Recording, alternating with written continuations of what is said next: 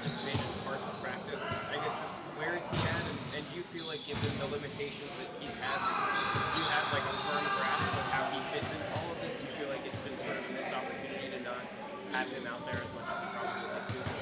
Yeah, I mean, yeah, for sure, it's been a missed opportunity. I mean, he did, some of the introductory stuff in practice today, so I would imagine there's still a little ways to go before we even get him out there and in some live action.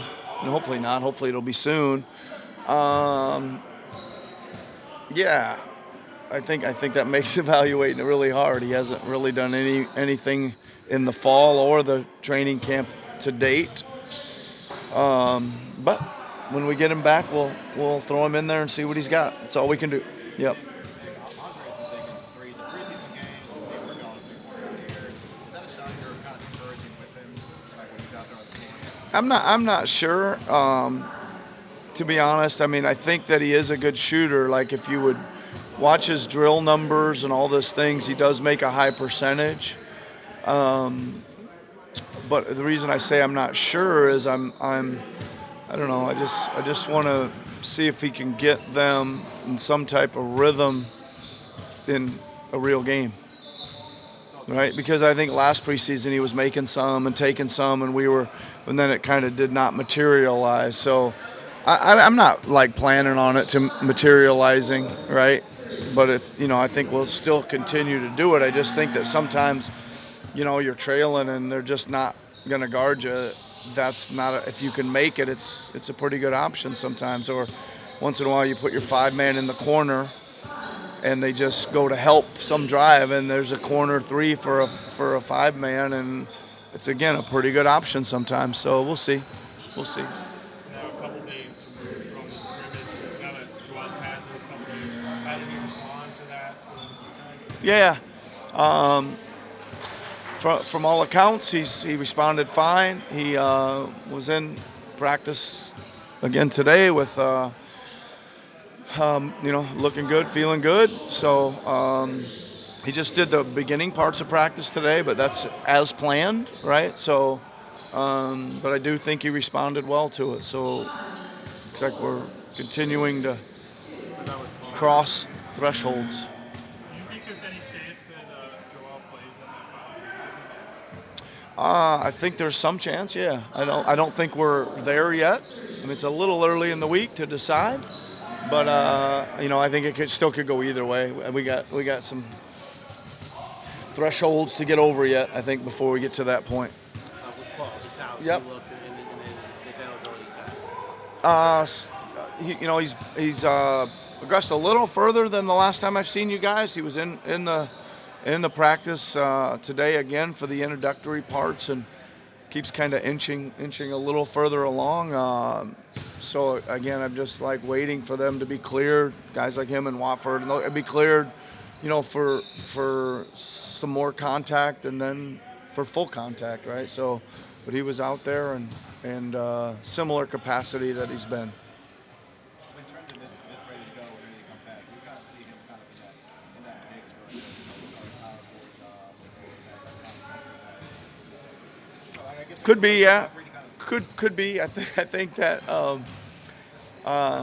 think there's a group of guys kind of fighting that out, and where that lands, I don't know if it even lands with a big or a forward or a guard even maybe sometimes, and I think it probably gonna continue to move based on availability of other people and all this kind of stuff. So, but yeah, I think he's in the conversation. I would have said, 2 months ago when we signed him that yes, he'd be in the conversation for it. At least in a battle, some kind of battle for it. But it's hard to say now when we really haven't seen him at all, right? So, but I would imagine if he's healthy and he gets out there and gets in shape and gets playing, that he'll be in the battle for playing time for sure. Yeah. Good. No, he looks good. He's probably in my estimation, probably better condition than I assumed he would be. Don't see really any issues there.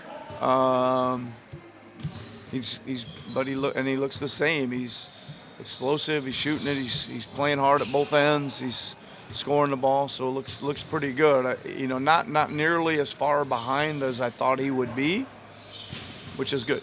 And I think he must have done a great job getting ready, right? Getting ready and taking care of himself. So that's good to see.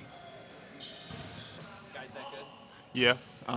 It's just about us kind of competing, one, which builds camaraderie, sharpening each other's tools, just figuring out different ways to score against different body types. And obviously, the cheat code was out there today. So, it was good to just guard him and, have him see different bodies as well. But it was fun. It's just all fun and for the love of the game.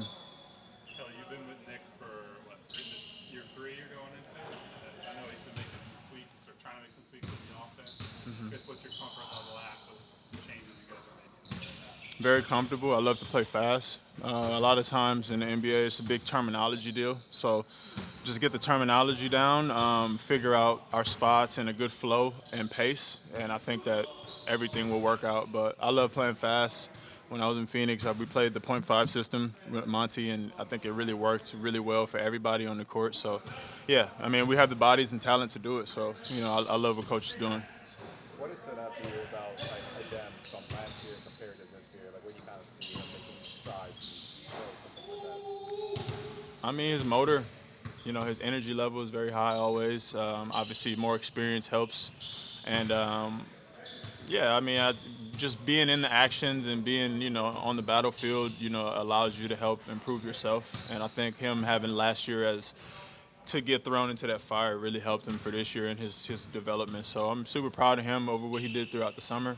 He's definitely been working. He's definitely a freak athlete. And, I'll continue to just tell him to catch the ball because once you do, good things happen and stop fouling. So, but other than that, man, I'm super proud of him and I love playing with him. You just mentioned the fouls. Tyrese mentioned it the other night too. Yeah. You guys as veterans maybe kind of like maybe point things out there and be like, hey, you could do this instead of this or anything like that. Yeah, 100%. As a young guy, I had to go learn everything the hard way. So I'm able to tell him through experience, and a lot of times you just want to do every single thing on the court, right? Which means block shots, steal the ball, just hit the home run defensive play. And a lot of times that ends with a foul. So, yeah, just slow down, let it come to you, and just be solid. It's something I'm still working on as well, but we can learn together.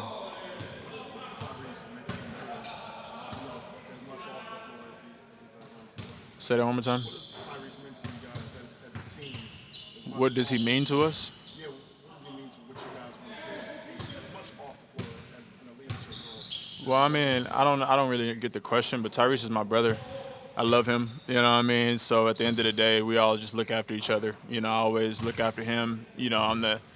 I'm the brother you call whenever things are a little gray outside, and then I can try to, lighten things up. But at the end of the day, man, he's coming into his own in this league, and he has that confidence and that swagger already about him that makes him a great leader. So that's not even a question. He means the world to me personally, just because I'm just happy to be able to have our paths cross and things like that. So, yeah. But other than that, man, obviously the city of Philadelphia knows what he means, right? So I'm gonna leave it at that.